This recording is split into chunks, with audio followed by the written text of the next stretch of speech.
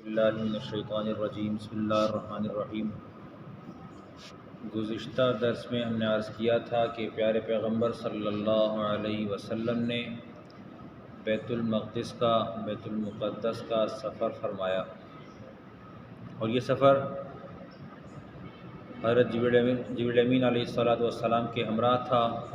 ایک براق نامی سواری ساتھ تھی، اور نبی کریم صلی اللہ علیہ وسلم وہاں جب تشریف لے گئے، وہاں جا کر آپ کھڑے ہوئے، آپ نے براق کو باندھا، ایک روایت۔ دوسری روایت یہ ہے کہ براق کو جبریل امین نے باندھا، اور اس جگہ باندھا جہاں عام طور پر سابق میں انبیاء علیہم الصلوات و تسلیمات اپنے اپنے سواریاں کھڑی کیا کرتے تھے۔ ایک روایت میں یہ بھی ہے کہ وہ جو سوراخ تھا جس سے جانور اپنے باندھا کرتے تھے انبیاء علیہم الصلوات و تسلیمات، وہ بند ہو گیا تھا، تو اس سوراخ کو جبریل امین نے اشارہ کر کے کھولا، اور اس کے بعد اس سے جانور کو باندھا گیا۔ تطبیق اس کی یہ ہے کہ ممکن ہے کہ نبی کریم صلی اللہ علیہ وسلم اور جبریل امین دونوں نے مل کر جانور کو باندھا ہو۔ آپ علیہ الصلوۃ والسلام وہاں سے اترے اور اندر بیت المقدس کی جو مسجد ہے، مسجد اقصیٰ، آپ وہاں تشریف لے گئے۔ آپ داخل ہوئے تو آپ کے آمد کی تقریب میں حضرت ابراہیم علیہ السلام نبی کریم صلی اللہ علیہ وسلم کے انتظار میں موجود تھے۔ آپ کے ساتھ موسیٰ اور عیسیٰ علیہ الصلوات و تسلیمات بھی موجود تھے۔ پھر کچھ دیر گزری کہ بہت سے لوگ مسجد اقصیٰ میں داخل ہونا شروع ہوئے۔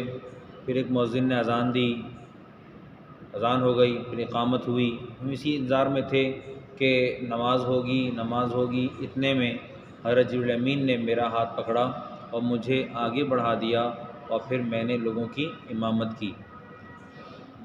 ایک روایت میں یہ ہے کہ آپ نے جو امامت فرمائی یہ انبیاء علیہم الصلوات و تسلیمات کی تھی، جیسا کہ انس رضی اللہ تعالیٰ عنہ کی روایت سے ثابت ہے کہ نبی کریم صلی اللہ علیہ وسلم نے جب نماز پڑھا لی تو جبریل امین نے کہا کہ آپ جانتے ہیں کہ یہ آپ کو معلوم ہے کہ آپ کے پیچھے نماز کس نے پڑھی؟ آپ نے کہا مجھے نہیں معلوم۔ آپ کو بتایا گیا کہ آپ کے پیچھے جن لوگوں نے نماز پڑھی وہ سارے کے سارے سابق انبیاء علیہم الصلوات و تسلیمات کی بزرگ و مقدس ہستیاں ہیں۔ یہ انس رضی اللہ عنہ کی روایت ہے۔ دوسری روایت یہ ہے کہ ثم سار حتى اتى بیت المقدس فنزل فربط فرسه الى الصخرة ثم دخل فصلى مع الملائکہ۔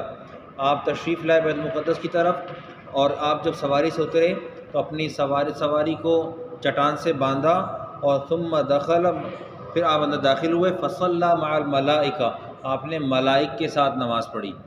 تو آپ کو امام الملائک بھی کہا جا سکتا ہے، امام الانبیاء بھی کہا جا سکتا ہے، اور یہ آپ ہی کی شان ہے۔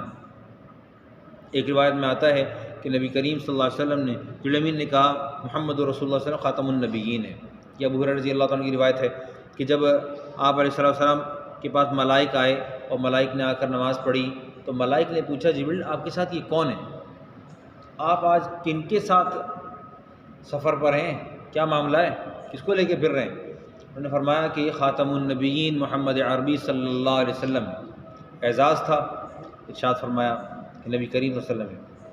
ملائک نے پوچھا کیا ان کی طرف بلانے کا پیغام بھیجا گیا ہے؟ یعنی کہ باقاعدہ مبعوث فرما دیے گئے ہیں کہ آپ دعوت کا کام کر رہے ہیں؟ جبریل امین نے فرمایا ہاں۔ فرشتوں نے دعا دی اللہ تعالیٰ ان کو سلامت رکھے، بڑے اچھے بھائی اور بڑے اچھے خلیفہ ہیں، یعنی اللہ تعالیٰ کے زمین میں خلیفہ ہیں۔ وَإِذْ قَالَ رَبُّكَ لِلْمَلَائِكَةِ إِنِّي جَاعِلٌ فِي الْأَرْضِ خلیفہ، زمین میں خلافت کا کام انسان کو سونپا گیا۔ ابراہیم علیہ السلام سے ملاقات ہوئی تو انہوں نے ان الفاظ میں نبی کریم صلی اللہ علیہ وسلم کا استقبال فرمایا، الحمدللہ الذی اتخذنی خلیلا، تمام تعریف اس ذات کے لیے ہیں جس نے خلیل مجھے بنایا، مجھے اپنا خلیل بنایا۔ وَأَعْطَانِي مَلَكًا عَظِيمًا، اور مجھے بڑی عظیم بادشاہت عطا فرمائی۔ وَجَعَلَنِي أُمَّةً قَانِتًا، اور مجھے ملک عظیم عطا فرمایا۔ یؤتم بہ، کیونکہ مجھے پیشوا بنایا۔ اور وَأَنقَذَنِي مِنَ النَّارِ، مجھے آگ سے بچایا۔ وَجَعَلَهَا علیہ بردا و سلامہ، اور اس کو میرے اوپر ٹھنڈا اور سلامتی کا سبب بنایا۔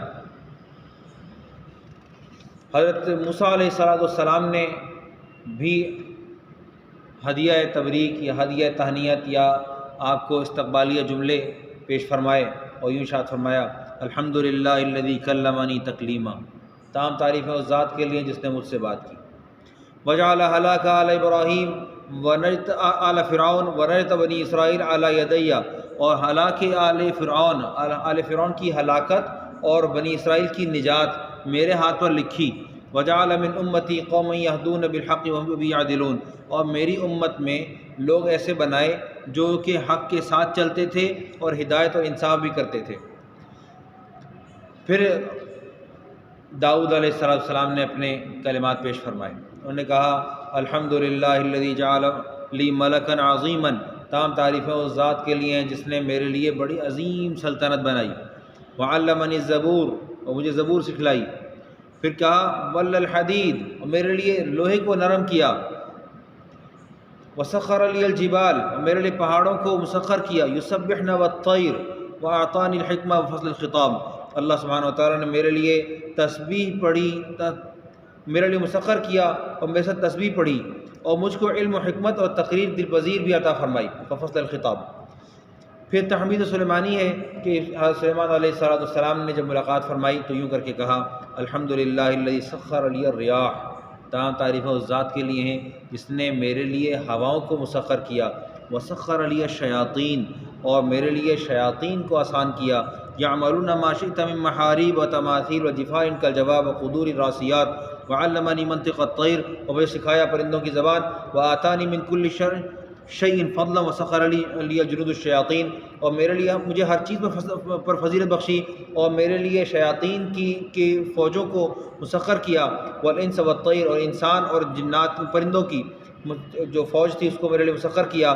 وفضلنی علی کثیر من عبادہ المؤمنین، اور مجھے فضیلت بخشی تمام اپنے بہت سے بندوں میں سے۔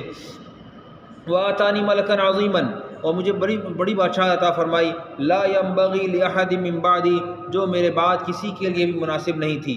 وجعل ملکی ملکا طیالیس فی حساب، اور میری جو حکومت تھی اس کو بغیر حساب کتاب کے ساتھ رکھا، اور مجھ سے یعنی کہ اس حکومت پر مجھ سے کوئی حساب کتاب نہیں ہے کہ میں نے کیسی حکومت کی، کیسی سلطنت چلائی، میں نے کیسے اس کو وارث بنایا، سلیمان علیہ السلام نے داؤد کو وارث بنایا تھا، تو میں نے کیسے سلطنت چلائی اور مجھ سے اس کا کوئی حساب کتاب بھی نہیں ہے۔ اور بادشاہت ایسی عطا فرمائی تھی، ایک روایت میں آتا ہے کہ آپ نے آصف برقیہ سے پوچھا۔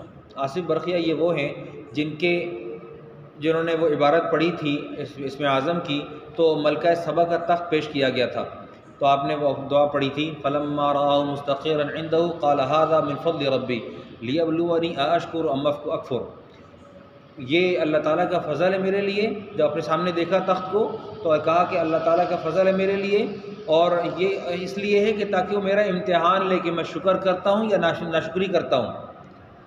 تو ان سے پوچھا آصف سے کہ آصف یہ بتاؤ کہ کیا ساری کائنات سب کچھ ہمارے زیر انتظام آ چکا ہے؟ انہوں نے کہا نہیں، ایک چیز باقی۔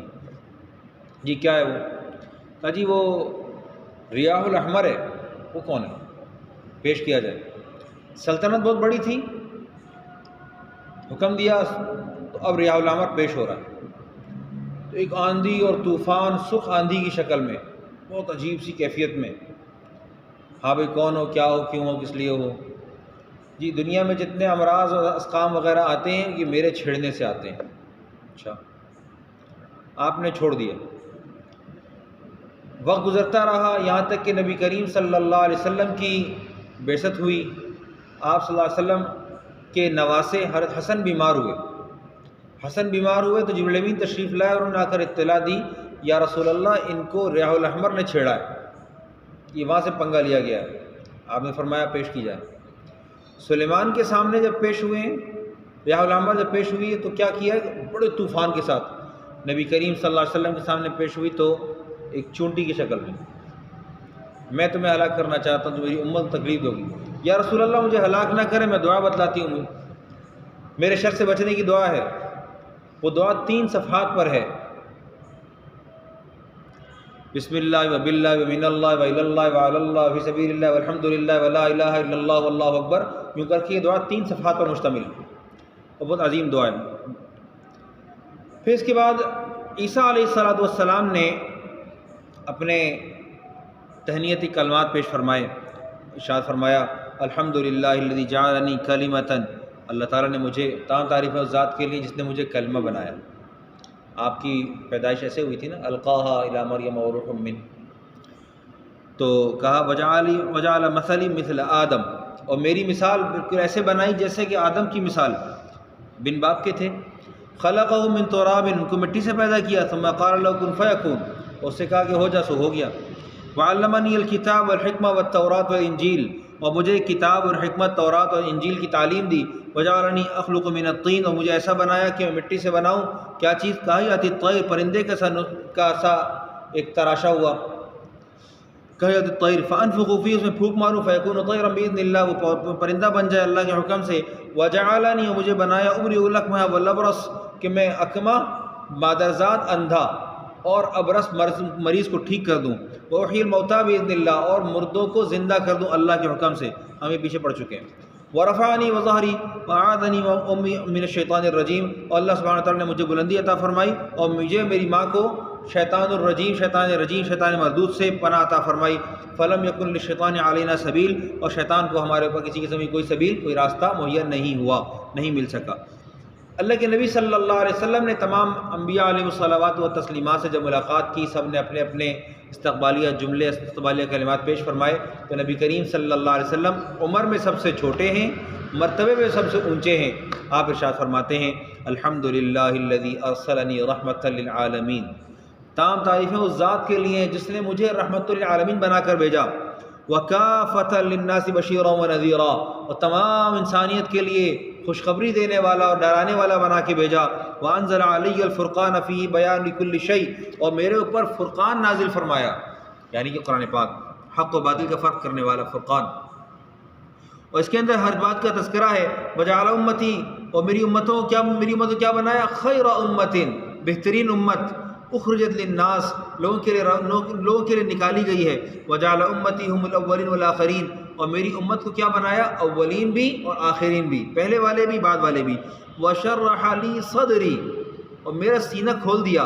ووضع عنی وزری، اور میرے اوپر سے میرا بوجھ اتار دیا۔ ورفع لی ذکری، اور میرا ذکر بلند فرمایا۔ وجعلنی فاتحا وخاتما، اور مجھے فاتح بھی بنایا اور خاتم بھی بنایا۔ بہت بڑا فرق ہے موسیٰ علیہ السلام اور نبی کریم صلی اللہ علیہ وسلم میں۔ موسیٰ علیہ السلام نے کہا وَأَخِي ہارون هُوَ أَفْصَحُ مِنِّي لِسَانًا، میرا بھائی ہارون وہ زبان میں مجھ سے زیادہ فصیح ہیں۔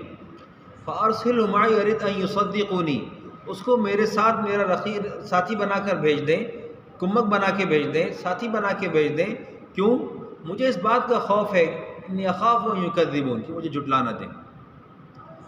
اللہ تعالیٰ سے جب نبوت ملی ہے تو کیا کہا، رب اشرح لی صدری ویسر لی امری واحلل عقدۃ من لسانی یفقہوا قولی، سینہ کھول دیں، زبان کی گرہ کھول دیں، میری بات سنائی دے، سمجھائی جائے، یفقہوا قولی، لوگ میری بات سب کو سمجھیں۔ اللہ کے نبی محمد عربی صلی اللہ علیہ وسلم کو اللہ تعالیٰ نے نبوت سے سرفراز فرمایا تو کیا کہا، الم نشرح لک صدرک، ہم نے کیا آپ کا سینہ مبارک کھول نہیں دیا؟ کتنی وسعت تھی۔ ہم یہاں ایک واقعہ اور پیش کرتے ہیں۔ نبی پڑھا لکھا ہوتا ہے، ہمارے نبی محمد عربی صلی اللہ علیہ وسلم کے ساتھ بھی نام کے ساتھ لگا ہوا ہے نبی الامی۔ امی ٹھیک ہے، معنی ہے اس کا کہ بنا پڑھا لکھا، ان پڑھ کی تعریف اچھی نہیں ہے، آپ پڑھے لکھے نہیں تھے، لیکن نبی بہرحال ایسی فراست والے ہوتے ہیں کہ ان کی نظیر نہیں ملا کرتی۔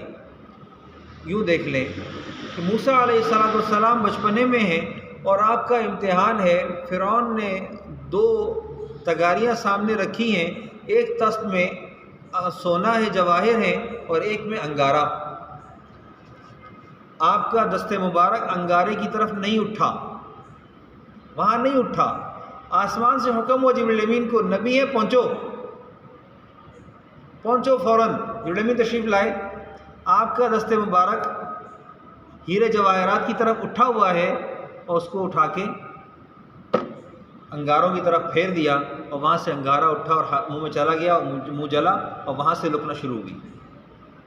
ایک پیارے پیغمبر صلی اللہ علیہ وسلم آپ کی ذات اقدس، آپ کو اللہ تعالیٰ نے کامل اکمل ایسا بنایا کہ خود کہا الم نشرح لک صدرک، ہم نے آپ کا سینہ نہیں کھول دیا؟